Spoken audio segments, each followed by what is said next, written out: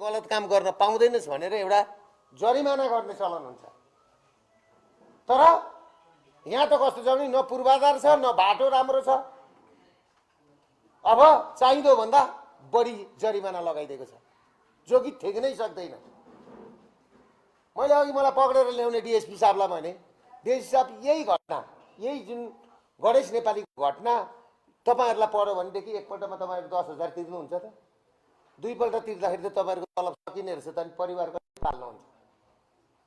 के यहाँ बाँच्नको लागि परिवारहरूलाई नि अहिले सरकार के भन्दैछ? गणेश नेपालीको परिवारलाई तँलाई जागिर दिन्छौँ, तँलाई क्षतिपूर्ति दिन्छौँ, तेरो बच्चा पढाइदिन्छौँ भनेर भन्छ।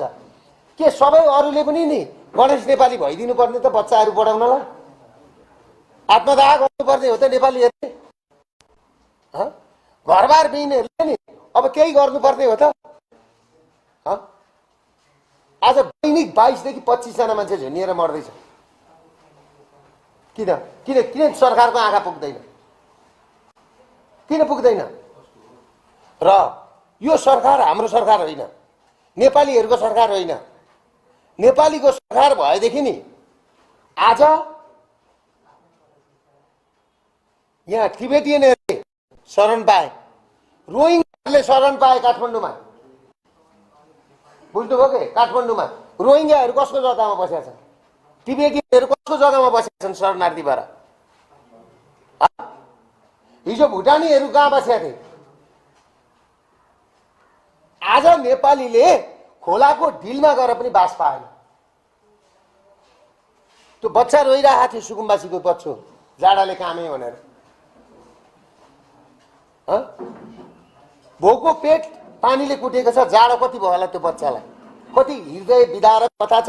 यस्तो खालको कथा भेट्टायो भने अमेरिकामा फिल्म बनाउने डाइरेक्टरहरूले, निर्देशकहरूले यो खालको कहानी भेट्टायो भने ओस्कार पुरस्कार थाप्छन्।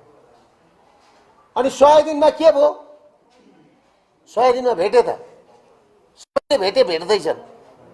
अनि एल्गोरिदम कब्जा गरेर, हामीले त पहिले भनेको थियो, एल्गोरिदम कब्जा गरेर फाँसीवाद ल्याइँदैछ है यहाँ, सोसियल मिडिया कब्जा गरेर।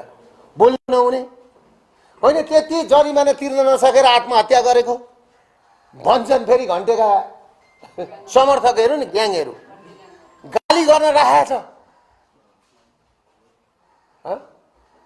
त्यो गणेश नेपाली भन्ने मान्छे, प्रेम आचार्य भन्ने मान्छेले 79 सालमा संसद भवन अगाडि मैले गरी खान पाइनँ, मलाई गर्ने वातावरण बनाइदेऊ न भनेर आत्मदाह गरे। आज गणेश नेपालीले गरे, अरू 2 जनाले गरे, सर्लाहीको एकजना र एकजना व्यवसायीले गरे। चारैजनाको हृदय विदारक कहानी छ। यो कुनै एलिट वर्गको बर्थडे केकको क्यान्डल जलेको होइन। यो भनेको तपाईहरुले बुझ्नुहोस्। त्यतिखेर पनि मैले भनेको थिएँ, प्रेम आचार्यको आगो लाग्दाखेरि मैले भनेको थिएँ, संसद फेल भइसक्यो, यो बर्थडेको